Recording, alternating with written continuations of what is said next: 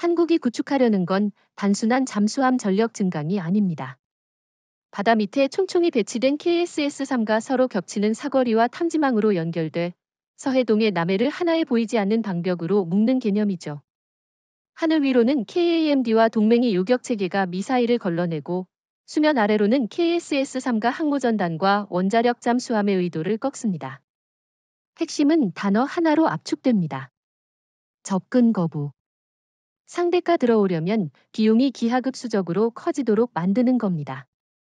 개념만 들으면 매력적이지만 미국과 중국 같은 대형 해군을 동시에 억제한다는 건 과감한 주장입니다. 특히 미국은 자유항행 작전을 상징처럼 운용해왔고 중국은 그네를 사실상 내로 만들려 하죠. 한국이 그 사이에서 해저 방벽을 세운다. 자칫하면 양쪽의 반발을 동시에 부를 수도 있습니다. 그래서 이 구상은 표시하지 않되 존재하는 방식으로 설계됩니다. 레이더 화면에 나타나는 방공 식별구역과 달리 해저의 방벽은 좌표를 붙이지 않습니다. 정숙성, 대양 지속성, 사거리 중첩 세 가지 요소가 실제 억제의 본체예요. KSS-3는 대형 수직 발사관으로 장거리 순항 준중거리 탄도 체계를 운용하고 초저소음 설계로 포착 난도를 극한까지 끌어올립니다. 상대 입장에서는 들어오면 어디선가 맞는다는 불확실성이 최대 억제력으로 작동하죠. 공개 경고문보다 무서운 것은 측정 불가능성입니다. 불확실성이 억제력을 높인다는 점은 동의합니다. 다만 억제는 안정적으로 관리돼야 합니다. 중국 북해함대의 출항 루트, 일본 스시마 해협 통과선, 미 해군 항모전단의 회전 배치 같은 패턴을 우리가 읽고 있다는 전제를 깔아야 하겠죠. 편의상 말하면 문지방을 우리가 쥐고 있어야 합니다. 그 문지방이 실제로 존재합니까? 존재합니다. 한반도 주변은 드문드문 목구멍이 있습니다. 황해 북방의 얕은 수역 소음 전파가 뒤틀려 대형 함정의 기동이 예측 가능해지고 동해의 심해수객 소리의 통로인 SOFAR와 경계가 생겨 특정층을 장악하면 추적 효율이 급증합니다.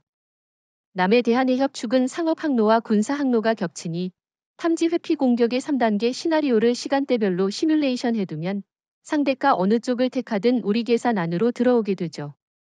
방벽은 벽이라기보다 확률적 덫에 가깝습니다. 그럼 일본과 중국의 대잠수전 능력은요?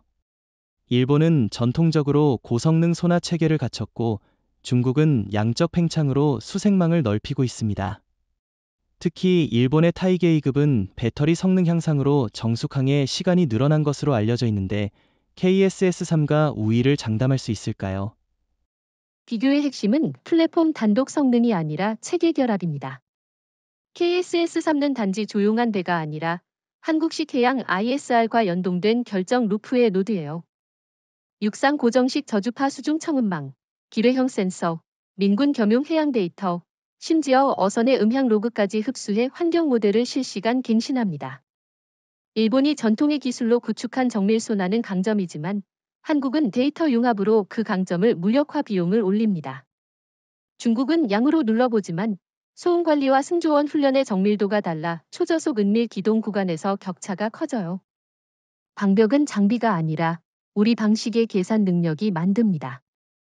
파트에서 우리가 비골 구상, 즉 보이지 않는 해저 방벽이라는 개념을 설명했죠. 이제 그 벽을 실제로 지탱하는 근육과 심장이 무엇인지 살펴야 합니다. 바로 KSS-3 플랫폼 자체입니다. 한국이 처음으로 완전 독자 설계에 성공한 3,000톤급 이상 잠수함, 세계적으로도 드물게 SLBM 발사 능력을 갖춘 재래식 잠수함이죠. 일본도 중국도 아직 이 수준의 비핵동급을 만들지 못했습니다. 특히 중국은 핵잠수함에만 의존하는데 정숙성 면에서는 KSS-3가 훨씬 우세합니다. 이 전부터가 방벽의 기초 체력인 셈이죠. 일본이나 중국과의 비교를 조금 더 구체적으로 해봅시다. 일본의 최신형 타이게이급은 리튬이온 배터리로 장시간 잠항이 가능하다고 자랑하지만 사실상 무장은 재래식 어뢰와 단거리 미사일에 국한됩니다. 반면 KSS-3는 수직 발사관 60기를 탑재하여 SLBM은 물론 장거리 순항미사일까지 운용할 수 있죠. 바다 밑에서 육지 깊숙이 때릴 수 있는 능력은 일본이 전혀 갖지 못한 차별점입니다. 중국의 원자력 잠수함은 항속거리는 길지만 소음 관리가 엉망이라 미 해군조차 떠다니는 종이라 부를 정도입니다. 결국 동북아 해역에서 진짜 은밀성과 타격력을 동시에 확보한 건 한국의 KSS-3뿐이라는 겁니다. 기술적 세부 사항을 더 짚어봅시다. KSS-3는 AIP 공기부르 추진 시스템과 차세대 리튬 배터리 조합으로 2-3주간 수면에 떠오르지 않고 잠항이 가능합니다. 이는 곧 방벽의 지속성을 보장하는 핵심 기술입니다. 여기에 흡음 타일, 특수 합금 선체, 다축 충격 흡수 구조까지 더해 미 해군의 SOS-US망이나 일본의 고정 소나망도 탐지하기 어려운 수준에 이르렀습니다. 상대가 아무리 대잠 초계기를 띄워도 거대한 해저방에서 KSS-3를 찾는 것 자체가 복권 긁기와 다르지 않은 겁니다. 그렇다면 무장 구성은 어떨까요? 단순히 숨는 것만으로는 억제력이 부족할 수 있습니다. 맞습니다. 그래서 KSS-3는 공격력에서도 한 세대를 건너뛴 도약을 보여줍니다. 첫째, SLBM 현무 44, 사거리 3,000km 이상, 관통력 강화형 탄두로 중국 칭다오, 상하이뿐 아니라 베이징 인근 전략 거점까지 도달할 수 있습니다. 둘째, 해성 장거리 순항 미사일. 함정뿐 아니라 지상 방공망까지 정밀 타격할 수 있죠. 셋째, 중어뢰와 초공동 슈퍼캐비테이션 어뢰. 미 항모전단이나 중국 055형 구축함도 한 방에 무력화 가능합니다. 잠수함 자체가 이동식 다층 타격 기지로 변신한 셈입니다. 중국이 두려워하는 이유가 여기 있군요. 핵잠수함 전력에 의존하던 중국은 은밀성 부족으로 방어적으로 묶일 수밖에 없습니다. 일본은 방어적 대잠 전력에 치중해 실질적 창을 만들지 못했고요. 그러니 KSS-3가 비핵 전략무기라는 특이한 지위를 차지하게 됩니다. 그런데 미국은 어떨까요? 동맹으로서 우려하지 않을까요? 흥미로운 지점입니다. 미국 입장에서는 한국이 독자적 억제력을 갖추는 것이 부담이 될 수 있습니다. 하지만 동시에 한국이 자립적으로 해저 방벽을 쳐주면 미군은 태평양 전체에서 더 유연하게 자원을 배치할 수 있죠. 미국이 동중국해, 남중국해에 집중할 때 한반도 주변 억제는 한국이 대신 맡아주는 구조가 가능합니다. 다시 말해, 워싱턴은 겉으로 불편해도 속으론 이득을 보는 상황입니다. 반대로 중국과 일본은 한국의 KSS 세방벽에 직접적으로 갇히는 피해자가 되죠. 우리가 말하는 해저망은 단순히 잠수함을 여기저기 숨겨두는 게 아닙니다. 중요한 건 공간을 망망으로 재구성하는 사고방식입니다. 바다는 단일한 무대가 아니라 여러 층 수온층, 소리 전파층, 조류 대역 등으로 나뉩니다. 한국은 이 구조적 특성을 통합적으로 활용해 KSS-3의 은밀성을 극대화하면서도 적의 움직임을 체계적으로 제약하는 확률적 봉쇄망을 구성할 수 있습니다.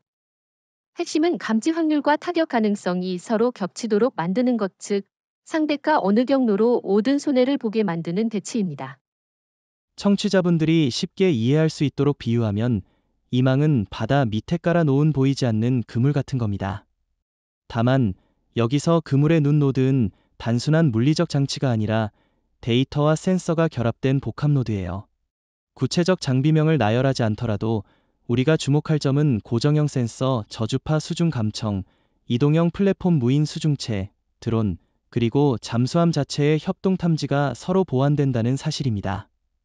이 세 가지가 결합하면 적은 고요하게 통과할 수 없습니다. 맞습니다. 특히 한반도 주변은 지형적 이점이 많습니다. 연안 지형과 수심 변화가 복잡해 소리의 산란과 흡수가 발생합니다. 이런 특성은 은밀 기동을 위한 숨막힘 구간을 제공하는 동시에 특정 수로에서는 반대로 소리가 모여 탐지가 쉬운 목구멍이 됩니다. 한국의 해군 해양과학연구진은 이미 이 지역의 음향 특성을 정밀하게 모델링해왔고, 이를 바탕으로 센서망을 설계하면 상대는 통상적 탐색 패턴으로는 안전을 보장받을 수 없습니다. 이제 망의 구조를 좀 더 전략적으로 설명해 봅시다. 첫째 층은 심해 중간층의 지속 감시층입니다. 여기서는 장기간 작동하는 저주파 감청망과 연계해 장거리 이동체에 큰 소음 신호를 포착합니다. 둘째 층은 접근 억제층, 상대가 해협이나 수로를 통해 접근할 때 소형 무인체와 표층 저층 소나가 집중적으로 작동해 이동 경로를 좁힙니다. 셋째 층은 결정적 억제층으로서 KSS-3가 전개되어 실제 타격을 가할 준비를 합니다. 이 세 층이 중첩될 때 망은 완성됩니다. 중요한 점은 이 서술이 전술 매뉴얼이 아닌 전략적 개념이라는 겁니다. 그리고 우리는 이 망을 단독으로 운용하지 않습니다. 민군 협력, 기상 해양 데이터, 상업 선박 AIS 데이터, 위성 관측까지 네트워크에 통합하면 감지의 정교함 이 기하급수적으로 올라갑니다. 일본이나 중국이 단일 장비 단일 플랫폼에 의존하는 동안 한국은 데이터 융합 능력으로 승부합니다. 이는 단순히 기술 우위를 넘어서 운영 비용을 상대보다 훨씬 효율적으로 줄이는 결과를 가져옵니다. 즉, 더 적은 자원으로도 더 광범위한 억제를 달성할 수 있다는 뜻이죠. 청취자 여러분, 여기서 한 가지 실용적 의문이 나올 수 있습니다. 그렇다면 상대는 우회하거나 전자전으로 우리망을 무력화하지 않겠느냐는 점인데, 이에 대해선 두 가지 대응이 있습니다. 하나는 다중성 롱장싱입니다. 센서와 플랫폼을 겹치게 두면 일부 노드가 교란되어도 전체 망은 기능을 유지합니다. 다른 하나는 신속한 재구성 능력으로 비작전적 시기에도 망의 일부를 이동 재배치하며 적의 전자전 패턴을 학습하고 그에 맞춰 대응합니다. 이 능력은 단순한 장비의 숫자가 아니라 운영체계와 훈련의 결과입니다. 한국이 지금까지 쌓아온 실전형 훈련 문화가 바로 여기서 빛을 발합니다. 해저 방벽의 진짜 시험대는 바로 미국 항모전단입니다. 미국은 수십 년 동안 서태평양에서 자유항행작전 FONOPS를 수행하며 항모를 전진 배치해 우리가 지배한다는 메시지를 전 세계에 보내왔습니다. 그러나 KSS-3로 구축된 한국의 해저 방벽은 이 게임의 판을 바꿉니다. 미국 항모전단이 동해나 서해로 들어오려는 순간 어디선가 숨어있는 KSS-3의 SLBM이나 초공동 어뢰의 위협을 고려해야 하죠. 그 순간부터 항모는 더 이상 전략적 자유를 누리지 못합니다. 항모가 한반도 근해에서 마음대로 움직이지 못하는 현실, 그것이 바로 방벽의 위력입니다. 하지만 이렇게 말하면 청취자분들이 궁금할 겁니다. 미국은 동맹인데 왜 우리가 미국 항모를 억제해야 하지 않나? 하는 질문이죠. 중요한 건 이것이 공격이 아니라 억제라는 점입니다. 우리가 방벽을 구축하는 이유는 미국을 적대하기 위함이 아니라 미국조차도 함부로 한국의 이해관계를 무시하지 못하게 하는 안전장치를 만드는 겁니다. 다시 말해, 동맹이라 해도 우리 주권을 흔들 수 없는 심리적 안전선을 확보하는 겁니다. 맞습니다. 미국은 그동안 일본을 전초기지 사마 항모전단을 전개하고 필요하면 한국을 압박하는 지렛대로 삼았습니다. 하지만 이제는 상황이 다릅니다. 한반도 주변 해역은 미국 항모의 훈련장이 아니라 한국이 규칙을 정하는 수역으로 바뀌고 있죠. KSS-3의 SLBM이 워싱턴까지 날아가는 건 아니지만 항모전단의 심장을 겨눌 수 있다는 사실만으로도 미국은 한국의 동의 없이 행동할 수 없습니다. 이것이 바로 한국이 원하는 전략적 독립성입니다. 그렇다고 해서 미국이 즉각적으로 항모 운용을 중단하지는 않을 겁니다. 다만 그들의 움직임에는 보이지 않는 긴장이 생깁니다. 예를 들어 항모가 동해 북방에서 훈련할 때는 반드시 KSS-3의 위치를 의식할 수밖에 없습니다. 혹은 서해를 관통하는 훈련 항로를 잡을 때 혹시 방벽에 걸리는 건 아닐까 하는 불안이 생기죠. 군사 전문가들은 이런 심리적 압박을 억제의 진짜 힘이라고 부릅니다. 눈앞에 총구가 보이지 않아도 어디선가 겨눠지고 있다는 사실만으로 움직임이 제한되는 것이죠. 미국의 해군 전략 문서에서도 제약된 자유 컨스트레인드 프리덤라는 표현이 쓰입니다. 이 표현은 KSS-3의 방벽 개념에 딱 들어맞습니다. 미 항모가 완전히 자유롭게 항해하는 것 같지만 사실은 한국의 결정에 따라 움직임이 무겁게 느려지는 현실 이것이 우리가 얻은 힘입니다. 특히 중국과의 갈등이 격화될수록 미국은 한국의 바다에 더 많이 들어올 수밖에 없는데 그때마다 한국은 동맹의 균형자 역할을 선택적으로 행사할 수 있습니다. 여기서 중요한 차이가 하나 있습니다. 일본은 미국 항모의 숙소일 뿐 전략적으로는 미국의 명령을 그대로 따릅니다. 반면 한국은 KSS 새 방벽 덕분에 미국과 대등한 파트너로 협상할 수 있습니다. 중국은 아예 항모 운용에서 취약해 심리적 위축을 당하고 일본은 주체성을 잃은 조력자로 머물죠. 이 대조는 한국의 전략적 가치를 더욱 부각시킵니다. 이제 방벽의 또 다른 축, 바로 중국에 대해 이야기해 봅시다. 사실 미국보다 훨씬 더 직접적으로 KSS 3해저 방벽에 영향을 받는 쪽은 중국 해군입니다.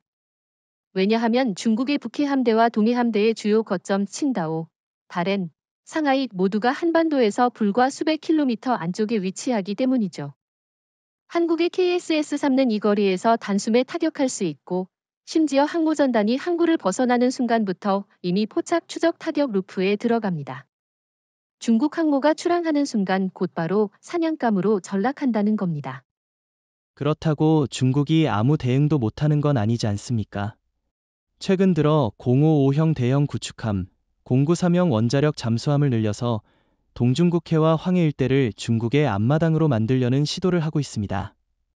게다가 중국 언론은 늘 미국조차 두려워하는 해군력이라는 식으로 자국 전력을 과시하죠. 문제는 그 과시와 현실 사이의 간극입니다. 중국의 핵잠수함은 여전히 소음 문제가 치명적이라 미 해군은 물론이고 한국의 최신 수중 센서에도 포착됩니다.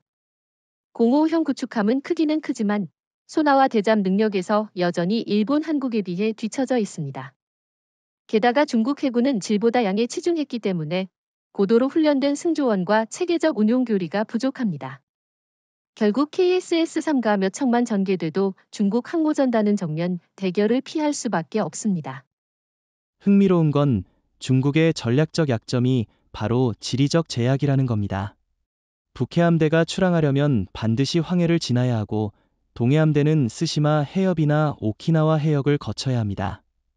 그런데 이 좁은 해역은 바로 한국 방벽의 목구멍 구간이죠. KSS-3가 거기 숨어 있다면 중국의 항모는 항해 시작부터 함정 속에 들어간 쥐가 됩니다. 맞습니다. 중국이 자랑하는 항모 산둥함, 랴오닝함은 거대한 몸집 탓에 은밀히 빠져나갈 수도 없습니다. 게다가 보급선까지 따라붙어야 하니 이동 속도는 느려지고 추적은 더 쉬워집니다. 반대로 KSS-3는 조용히 자리 잡고 기다리기만 하면 됩니다. 즉, 중국 항모는 출발 순간부터 노출된 표적, 한국 잠수함은 어디에나 있을 수 있는 그림자라는 불균형이 생깁니다. 경제적 측면에서도 심각한 영향을 미칩니다. 중국 해상무역의 상당 부분은 동중국해와 황해를 통과합니다. 이 루트가 언제든 한국 방벽의 감시 타격 범위에 들어간다는 사실은 중국 무역업계와 보험업계에 엄청난 압박을 줍니다. 만약 긴장이 고조된다면 보험료 폭등, 물류 지연, 해상 운임 상승이 연쇄적으로 발생하죠. 중국 정부 입장에서는 해군 전력 손실보다 더 치명적인 게 바로 경제적 비용입니다. 중국이 아무리 남중국해 인공섬을 요새화하고 원양 해군을 자랑해도 정작 가장 중요한 동북아 관문이 한국 잠수함의 소나기에 있다는 건 부정할 수 없는 현실입니다. 더구나 한국은 핵무기가 없어도 SLBM 현무 4사 같은 비핵 전략무기로 충분한 억제력을 발휘합니다. 이건 중국 입장에서 굉장히 난처한 상황이에요. 핵보유국으로서 체면을 세우고 싶어도 한국의 비핵 무기 체계에 발목이 잡히는 겁니다. 이 부분에서 한 가지 반론을 제기해 보겠습니다. 중국은 결국 경제력과 인구 규모가 한국보다 훨씬 크고 장기적으로 잠수함 수량과 이성 감시 체계를 늘리면 우리 방벽을 무력화할 수 있지 않을까요?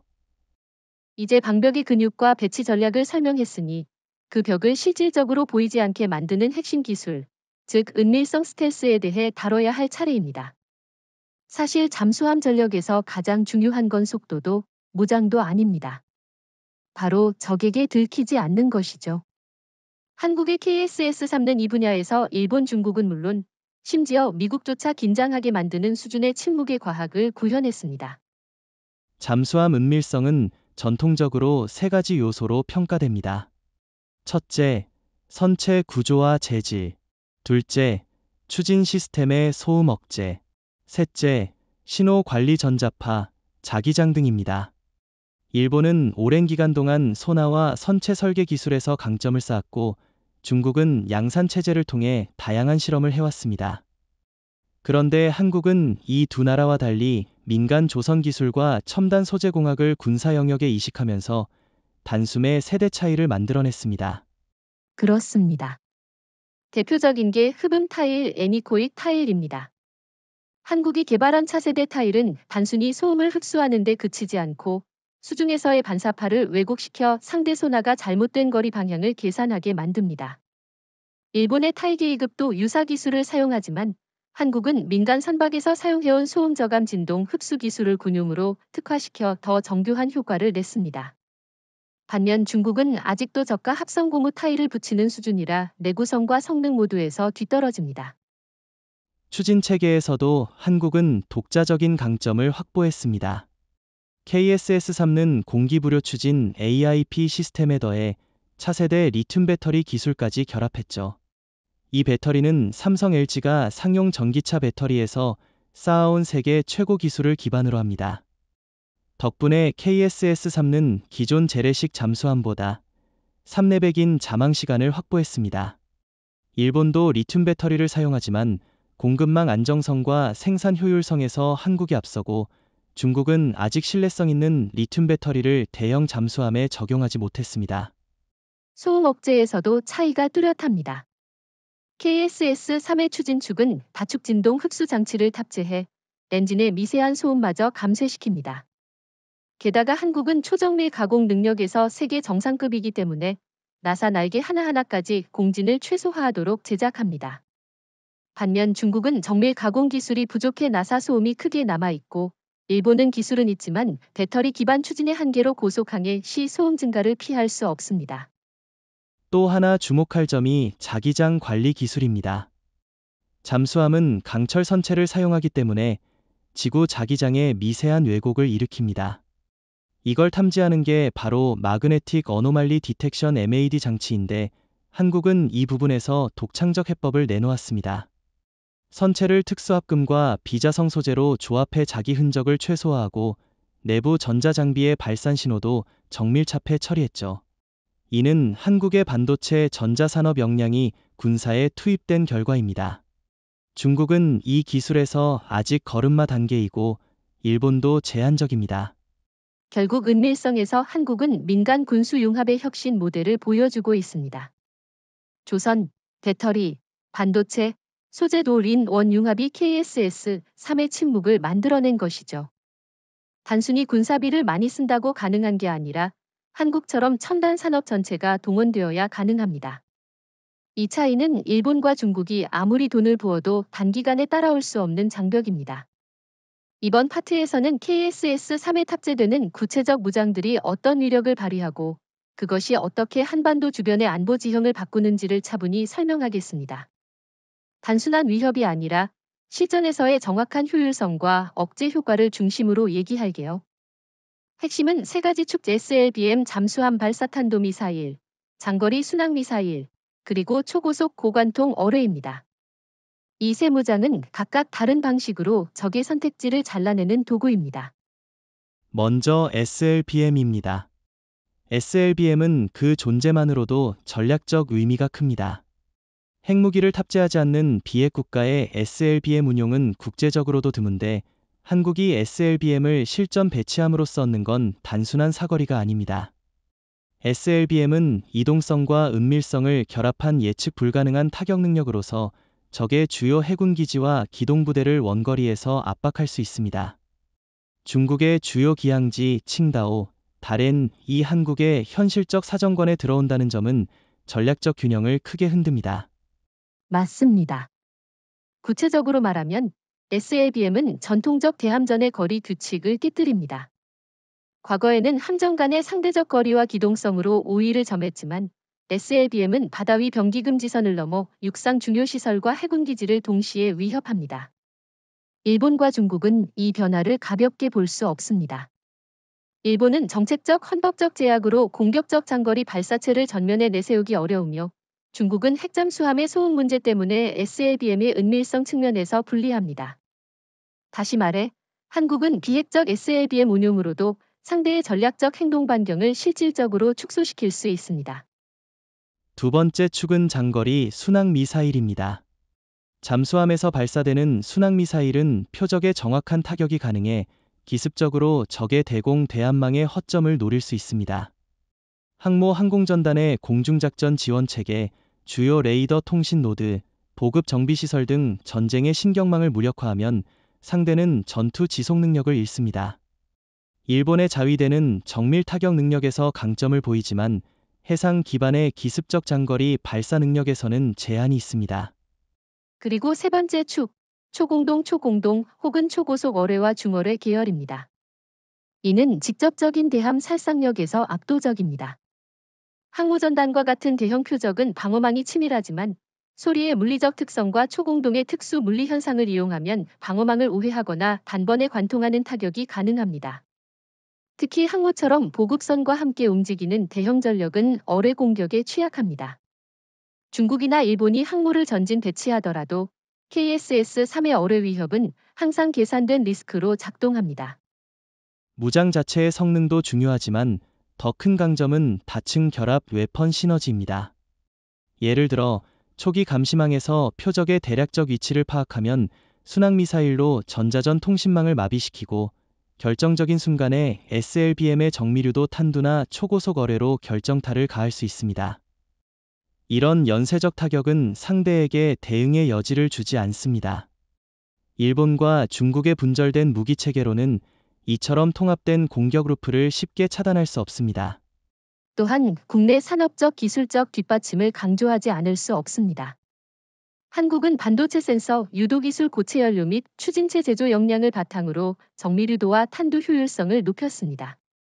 단순한 핵심 부품 수입 의존에서 벗어나 자체 개발 양산 체계를 갖춘 점이 무장의 신뢰성과 지속성에서 큰 차이를 만듭니다. 이는 곧 장기적인 억제 지속력이 된다는 뜻입니다. 우리가 지금까지 살펴본 기술과 배치, 무장은 모두 하나의 목적을 향합니다. 그것은 단순히 적을 공격하는 능력이 아니라 행동을 애초에 못하게 만드는 힘, 즉 억제입니다. 그런데 억제는 한 겹으로는 불완전합니다. 그래서 한국은 해저에서 즉시 정밀 타격이 가능한 1차 억제와 국가정책 경제 외교 수단으로 가중되는 2차 억제를 결합한 이중 억제 두엘 디테런스를 설계해야 합니다. 이 파트에서는 왜 필요한지, 어떻게 운용할지, 그리고 그 정치 군사적 파급은 무엇인지 구체적으로 설명하겠습니다. 먼저 두 층의 구분을 분명히 하죠. 1층 해저 억제는 KSS-3의 은밀성 무장으로 이루어집니다. 상대가 해상 전력을 동원하려 들 때 즉각적이고 결정적인 비용을 물리적으로 부과할 수 있는 능력입니다. 2층 정책 육상 억제는 경제 제재, 국제 규범 동원, 동맹외교 라인의 개입, 그리고 국내 정치적 결정, 예컨대 항만 봉쇄나 물류 차단 같은 비군 사적 압박을 포함합니다. 핵심은 두 층이 서로 보완되어야 위력이 배가 된다는 점입니다. 정확합니다. 해저 억제는 적의 군사 행동을 바로 멈추게 할 수 있는 임박성 이미디어시를 줍니다. 반면 정책 억제는 상대가 장기적 전면적 충돌을 감수할 만큼의 정치적 경제적 동력을 가졌는지 판단하게 만듭니다. 예를 들어 중국이 동북아에서 큰 군사적 모험을 시도할 때 단순히 항모가 위험에 처하는 것 이상으로 중국의 수출 루트와 외국인 투자 환경이 흔들릴 수 있다는 두 번째 위협이 더해지면 리더십 내부의 계산은 달라집니다. 이게 바로 비핵적이지만 전략적으로 핵심적인 억제입니다. 운영 측면에서는 명확한 규칙과 신호 체계가 필수입니다. 해저 억제를 상시적으로 과시하면 동맹과 국제사회의 불안이 커지고 반대로 전혀 드러내지 않으면 상대가 무시할 수 있습니다. 그래서 우리는 투명한 모호성 트랜스페런트리 앰비규어스이 필요합니다. 구체적으로는 평시에는 감시 훈련을 공개의 능력을 알리되 실제 위기 시에는 단계적 신호에 군사 외교 경제 조치의 순차적 실행을 통해 상대의 행동을 제어합니다. 이 신호의 신뢰성은 정책적 의지와 군사적 준비가 함께 뒷받침할 때만 생깁니다. 또 한 가지 중요한 점은 위기관리 루틴입니다. 억제력이 강한 만큼 오해, 과잉 반응의 위험도 큽니다. 따라서 한국은 사전 한라인, 합동 정보 공유, 제3국 중재 채널을 다층으로 준비해야 합니다. 특히 한미 간에는 방벽 운용의 규칙을 분명히 하고 오작동 5평가 사례에 대비한 자동 비확대 프로토콜을 만들어야 합니다. 억제는 강력할수록 더 섬세한 통제와 연결되어야 위기가 폭발하지 않습니다. 군사 전략적 효과를 하나로 압축하면 이렇습니다. 해저 억제는 작전의 코스트를 즉각적으로 높이고 정책 억제는 전략적 코스트, 국제적 고립 경제적 피해를 크게 만듭니다. 상대는 두 비용을 동시에 고려해야 하고 이 두 축에서 불리한 쪽은 보통 군사행동을 포기합니다. 특히 중국처럼 경제 군사 모두 부담을 지깃거리는 국가는 이중 억제에 더 민감합니다. 정치적 외교적 파급도 큽니다. 한국이 단순한 방어에서 규칙을 설정하는 국가로 전환되면 주변국들은 한국과의 협상이나 인프라 안보 파트너십을 재검토합니다. 일본은 자력갱생의 압박을 느끼고 중국은 비용을 계산하며 미국은 동맹의 전략적 가치를 재평가합니다. 이때 한국은 무력의 과시 대신 규범과 절차로 국제무대에서 주도권을 행사할 기회를 얻습니다. 이번 파트에서는 KSS-3 해저 전력이 실제 전장 환경에서 표면 전력 구축함 호위함과 전투기 KF-21 FA-50 계열 및 초계기를 어떻게 촘촘히 연계하여 실제로 작동하는 방벽으로 만드는지를 설명하겠습니다. 기술 자체가 뛰어나도 그것을 현장에서 묶는 작전 교리가 없으면 무력합니다.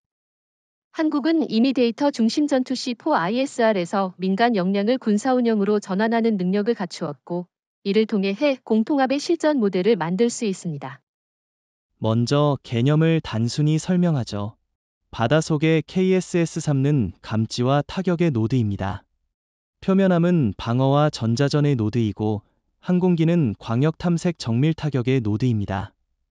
이 셋이 시간 공간 정보를 실시간으로 공유하면 적은 더 이상 단일 플랫폼을 상대할 수 없게 됩니다. 핵심은 한 번의 센서 픽업이 곧 모든 플랫폼의 행동으로 연결되는 루프를 만드는 겁니다. 구체적으로 운용 예를 들겠습니다. 예컨대 동해 북방에서 의심스러운 대형 함대가 움직이면 군 위성 정밀광학 합성기구 레이더과 해상 초계기 P8급 상상과 최초 신호를 잡아 중앙작전소로 전송합니다. 중앙작전소는 해저망 데이터와 결합해 표적의 예측 항로를 산출하고 인접 KSS-3 대기조에게 잠복 포지션과 발사 준비를 지시합니다. 동시에 표면 전력 이순신급 세종대왕급은 전자전 재민 교란으로 적의 센서를 무력화하고 KF-21은 정밀유도 폭탄이나 대함미사일로 외곽망을 압박합니다. 이 모든 동작이 30분 내에 일어나면 적은 회피 기동이나 의사결정 자체가 마비됩니다. 여기서 중요한 건 데이터 링크와 명령 체계입니다. 한국은 통신 암호화, 저지연 링크, 국산 위성 통신을 통해 실시간 정보를 안전하게 공유할 수 있는 역량을 갖추고 있습니다.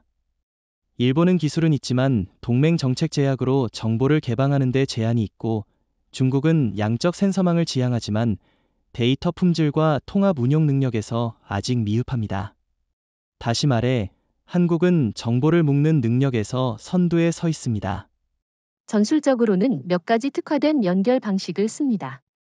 첫째, 레벨링 규칙 센서 확률치 감지 신뢰도에 따라 자동으로 적절한 반응 플랫폼을 할당합니다. 둘째, 분산 의사결정 델러게이티드 오토라이티 최상위지 휘부가 아닌 지역 지휘소에도 일정 발사 차단 권한을 위임하여 대응 속도를 높입니다.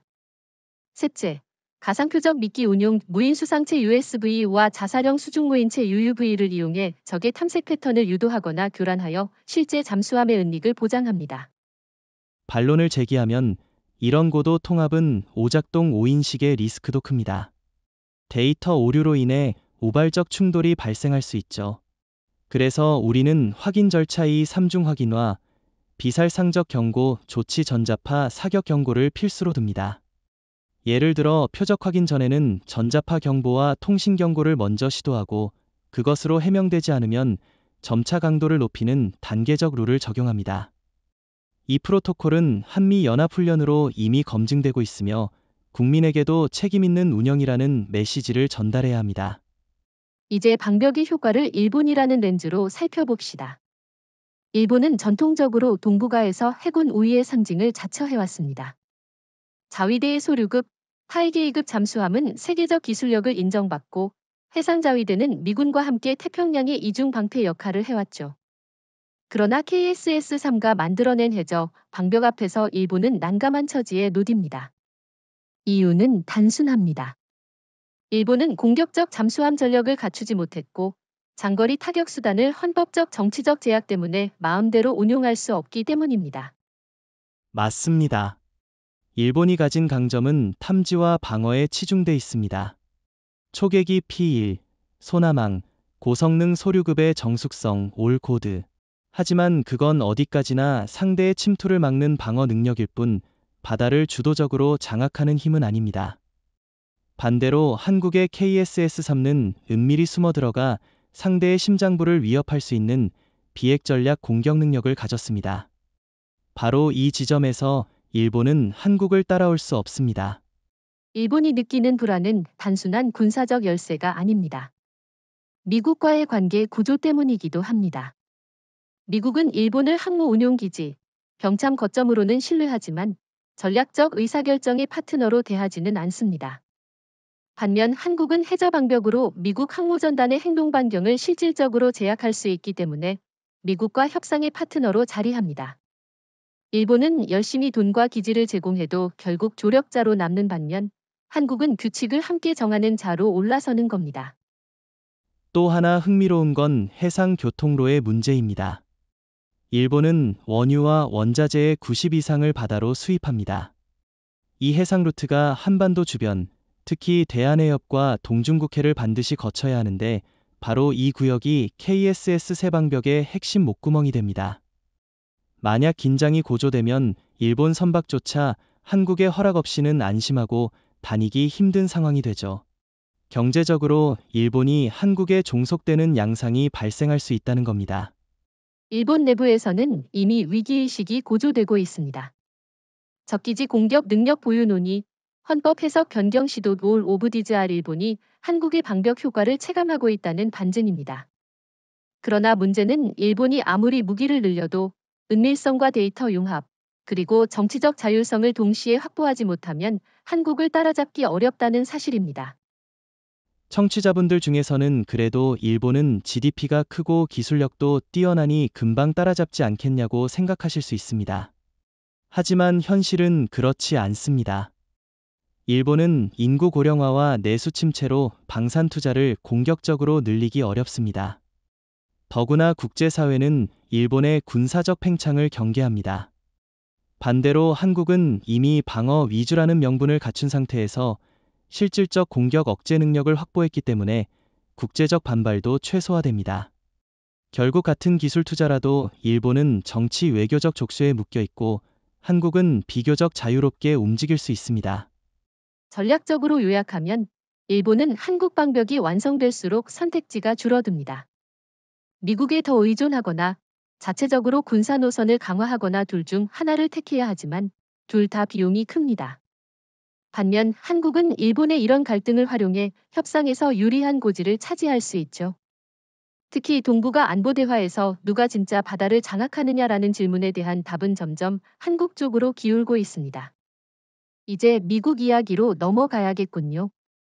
사실 한국의 KSS 세방벽은 단순히 일본이나 중국만 올가매는 게 아닙니다. 더 근본적으로는 미국의 태평양 전략 자체에 균열을 만듭니다. 왜냐하면 지금까지 미국의 전략은 항모전단을 전방에 두고 자유롭게 움직인다는 전제를 기반으로 했는데 KSS 세방벽이 이 전제를 흔들고 있기 때문입니다.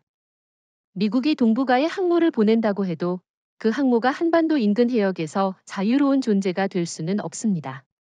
언제든 한국의 은밀한 해저 전력에 제약받기 때문이죠. 미국 입장에서 이건 굉장히 불편한 현실입니다. 워싱턴의 정치권과 국방부는 늘 한국을 방어 대상국으로 상정해왔습니다. 즉, 한국은 보호를 받는 나라이고 미국은 보호를 제공하는 나라라는 수직적 구도 말입니다. 그런데 KSS 새 방벽이 등장하면서 판이 바뀌었습니다. 이제는 한국이 동북아 해상에서 미국의 행동을 사실상 조건부로 승인할 수 있는 위치에 서게 된 겁니다. 동맹 구도가 일방적 종속에서 상호 필요 관계로 재편되는 거죠. 정확히 짚으셨습니다. 특히 주목할 부분은 미국이 중국 견제를 위해 동중국해와 남중국해에 집중하려 할수록 한반도 주변 해역의 관리 문제를 한국에 의존해야 한다는 점입니다. 예전에는 미군이 주도하고 한국이 따라가는 그림이었다면 이제는 미군이 전략을 짜더라도 실행 가능성은 한국 방벽의 협조 여부에 달린 상황으로 변합니다. 한마디로 한국이 태평양 전략의 게이트키퍼로 떠오른 것이죠. 물론 워싱턴 내부에서도 우려는 있습니다. 일부는 한국이 독자적 군사력을 갖추면 동맹 틀에서 이탈할 수 있다는 불안을 드러냅니다. 그러나 동시에 미국 전략가들은 또 다른 현실을 인정합니다. 한국 없이는 동북아에서 장기적 해상 우위를 확보할 수 없다. 이 모순이 바로 미국이 앞으로 직면할 딜레마입니다. 흥미로운 건 이 딜레마가 사실 한국의 기회가 된다는 겁니다. 예를 들어 방위비 분담 협상, 무기 도입 협상에서 과거에는 미국이 갑의 위치였지만 이제는 한국이 전략적 필요성을 지렛대로 활용할 수 있습니다. 미국이 원하는 건 단순히 돈이 아니라 한국이 제공하는 안정적 억제력이거든요. 이 점에서 KSS 새방벽은 협상 테이블 위에 놓인 보이지 않는 카드와도 같습니다. 다만 한 가지 조심할 부분이 있습니다. 미국의 정치인들은 자국 여론을 의식해 종종 한국을 압박하는 발언을 할 수 있습니다. 예컨대 한국이 방위비를 더 내야 한다라든가 미국이 없으면 한국은 위험하다 같은 구호 말이죠. 하지만 실제 군사전략 차원에서는 그들이 누구보다 한국 방벽의 필요성을 잘 알고 있습니다. 청취자분들이 이 점을 이해하셔야 합니다. 미국의 말과 행동이 다를 수 있지만 실질적 의존도는 갈수록 깊어진다는 겁니다. 또 하나 흥미로운 파급은 동맹의 구조 변화입니다. 미국이 일본에 기대던 균형추가 한국 쪽으로 이동하면서 워싱턴 내부에서도 한국을 더 이상 단순한 지역 파트너가 아닌 전략적 동등자로 다뤄야 한다는 목소리가 커지고 있습니다. 일본은 여전히 미군 기지 제공과 보급 기지 역할에 머물지만 한국은 직접 해양 억제력을 공급할 수 있는 유일한 동맹입니다. 따라서 미한 관계는 단순히 군사동맹이 아니라 전략 공동체로 변할 가능성이 높습니다. 이제 초점을 중국의 하이난 기지와 남중국해로 옮겨봅시다. 중국은 하이난 섬을 사실상 전략 핵잠수함의 둥지로 만들었습니다.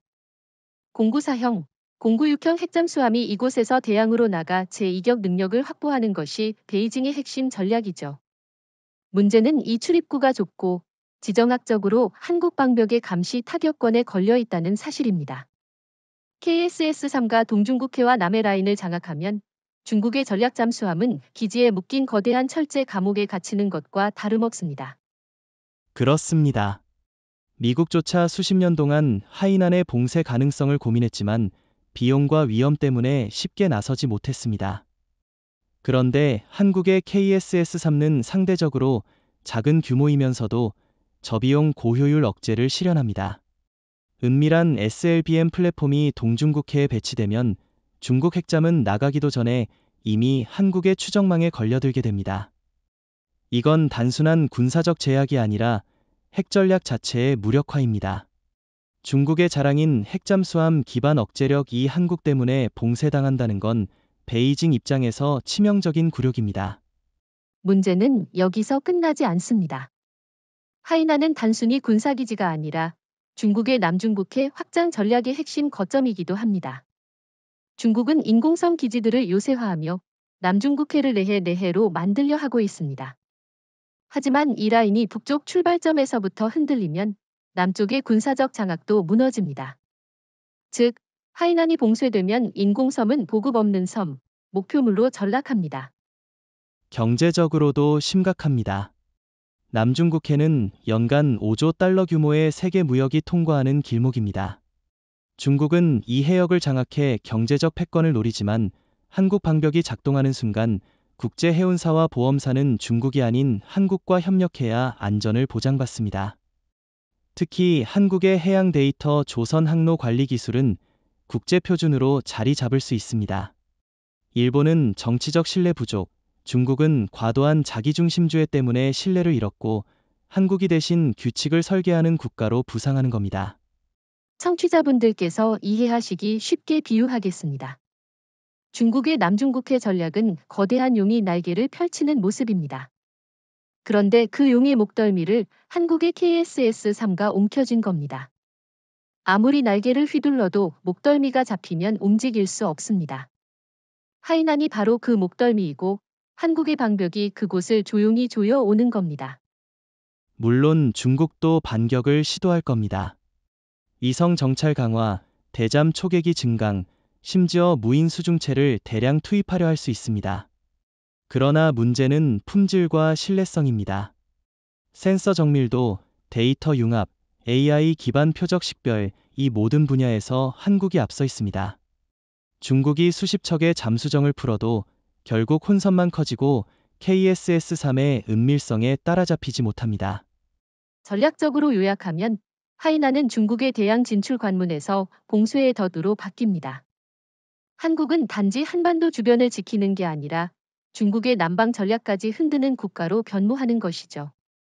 이는 미국도 일본도 쉽게 하지 못한 일입니다. 한국의 방벽은 동북아를 넘어 아시아 전역의 해양 균형을 새로 그립니다. 따라서 중국은 이제 선택을 강요받습니다.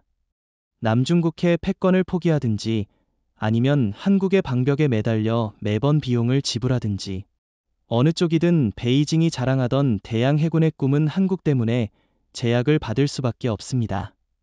이것이야말로 작지만 치명적인 전략 승리입니다. 지금까지 우리는 KSS-3 해저 방벽의 군사적, 전략적 효과를 집중적으로 이야기했습니다. 그러나 진짜 힘은 군사력 자체에만 있지 않습니다. 군사력이 외교와 정치의 자산으로 전환되는 순간, 그것은 단순한 무기가 아니라 국제관계의 규칙을 바꾸는 도구가 됩니다. 한국의 해저 방벽은 바로 그 전환점을 만들어냅니다. 맞습니다. 과거 한국은 국제협상에서 늘 수세적인 위치에 있었습니다. 미국과 일본은 보호자의 역할을 내세웠고 중국은 경제적 압박을 무기로 삼았습니다. 하지만 이제는 상황이 바뀌었습니다. 미국의 항모 전단조차 한국의 협조 없이는 자유롭게 움직이지 못하고 중국의 전략 잠수함은 하이난 기지에 묶여 있으며 일본은 대한해협을 통과할 때마다 한국 방벽을 의식해야 합니다. 이런 구조적 현실은 곧 협상력의 상승으로 이어집니다. 예를 들어 한미 방위비 협상을 생각해 봅시다. 과거 미국은 우리가 너희를 지켜주니 더 내라는 식으로 압박했지만 앞으로는 한국이 우리가 방벽을 유지해야 당신들의 전략이 작동한다라고 말할 수 있습니다. 즉, 돈을 내라는 압박이 아니라 우리를 존중하라는 요구로 협상의 무게 중심이 바뀌는 겁니다. 중국과의 관계에서도 마찬가지입니다. 베이징은 그동안 경제를 무기로 한국을 흔들려 했지만 해저 방벽 앞에서는 오히려 중국이 협조를 구해야 할 입장이 됩니다. 왜냐하면 중국 무역선단과 해군이 한국의 바다를 지나야만 안전하게 운용될 수 있기 때문이죠. 한국은 굳이 무기를 발사하지 않아도 내가 지나가려면 우리의 규칙을 지켜라라는 메시지를 은근히 줄 수 있습니다. 이것이 바로 보이지 않는 정치적 억제입니다. 일본의 경우는 더 민감합니다. 일본은 한국과의 역사적 문제에서 늘 자신들의 우위를 과시하려 했습니다. 그러나 해저 방벽이 일본의 해상 루트를 제약하는 순간 도쿄는 한국과의 관계를 대등하게 조정할 수밖에 없는 상황에 처합니다. 즉, 한국은 군사적 힘을 직접 쓰지 않고도 일본과의 정치적 교섭에서 새로운 균형점을 만들어냅니다. 이런 외교적 억제는 단지 양자 관계에만 머물지 않습니다. 국제 다자무대에서도 효과가 있습니다. 예를 들어 NATO나 아세안 같은 다자 협의체에서 한국이 우리는 이미 해저 방벽으로 동북아의 안정을 책임지고 있다라고 주장하면 이는 곧 신뢰 자산으로 작용합니다. 다른 나라들은 한국을 단순한 무기 수입국이 아니라 안보 공공재를 제공하는 나라로 바라보게 됩니다. 정치적으로도 이 점은 분명합니다. 국내적으로 국민들에게 우리가 더 이상 강대국에 의존하지 않는다라는 자부심을 심어주고 국제적으로는 한국 없이는 동북아 안정이 불가능하다라는 이미지를 심어줍니다. 이것은 곧 한국의 대통령이나 외교관들이 협상장에서 보이지 않는 칼을 쥔 것과 같은 효과를 냅니다. 다만 여기에는 위험 요소도 있습니다. 주변국들이 한국의 해저 방벽을 과도한 패권 시도로 해석할 경우 역풍이 불 수도 있습니다. 따라서 우리는 이 힘을 사용할 때 항상 방어적 억제라는 명분을 유지해야 합니다. 그래야 국제사회가 한국의 행동을 정당하게 받아들입니다. 이 점에서 한국의 외교적 언어, 메시지 관리 능력은 무기만큼이나 중요합니다. 이제 우리는 해저 방벽이 단순히 군사 외교의 차원에서 끝나지 않는다는 점을 짚어야 합니다. 사실 KSS-3는 한국 경제와 산업 전반에도 엄청난 파급 효과를 일으킵니다. 잠수함 한 척이 수천 개의 부품, 수백 개의 협력업체, 수만 명의 인력을 필요로 한다는 사실을 떠올려 보십시오. 그 모든 산업군이 방산 생태계라는 거대한 경제적 기둥으로 묶이는 겁니다. 맞습니다. 청취자분들께서 쉽게 이해하시도록 비교해 보겠습니다. 일본의 소류급 잠수함은 첨단이지만 대부분 기술이 특정 대기업에 집중되어 있어 파급력이 제한적입니다. 중국은 양적 확장으로 수많은 조선소를 동원하지만 품질과 신뢰 문제가 커서 국제적 신뢰 자산을 형성하지 못하죠. 반면 한국의 KSS-3는 대기업, 중소기업, 연구기관이 유기적으로 연결된 공급망을 구축해 산업 생태계 전체를 성장시키고 있습니다. 이는 방산을 넘어 전기차 배터리, 반도체, 해양 플랜트 같은 민간 산업에도 기술 확산 효과를 줍니다. 특히 눈여겨봐야 할 부분은 배터리 에너지 기술의 응용입니다. KSS-3의 장시간 잠학 능력을 가능케 한 리튬 배터리와 연료전지 시스템은 민간 시장에서 전기차, 해상운송, 에너지 저장 장치 ESS로 곧바로 연결됩니다. 즉, 군사용 투자가 곧 민간 첨단 산업 경쟁력으로 이어지는 구조가 완성된 겁니다. 이건 일본이나 중국이 아직 따라오지 못하는 군민 융합의 대표적 성공 사례입니다. 방산 수출도 빼놓을 수 없죠. 이미 한국의 K방산은 폴란드, 호주, 사우디 등에서 대규모 계약을 따내고 있습니다. 만약 KSS-3 플랫폼의 일부가 수출되거나 기술 이전 형태로 제공된다면 한 척당 수조 원 규모의 계약이 성사됩니다. 더 중요한 건 단순 판매가 아니라 장기 정비 업그레이드 시장을 통해 수십 년간 안정적 수익을 보장받는 구조가 열린다는 점입니다. 이는 항공기보다 더 긴 경제적 파급력을 갖습니다. 산업 클러스터 효과도 큽니다. 거제 울산 조선소, 대전 연구단지, 판교 반도체밸리, 전남의 소재 공장 롤 오브 더미 KSS-3 프로젝트를 통해 연결됩니다. 한국은 단순한 조선 강국을 넘어 해양 기술과 첨단 전자, 에너지 산업을 통합한 국가로 자리 잡습니다. 일본은 조선전자 부문이 따로 놀고 중국은 질적 완성도가 낮은 상태라 이런 융합 효과를 얻지 못합니다.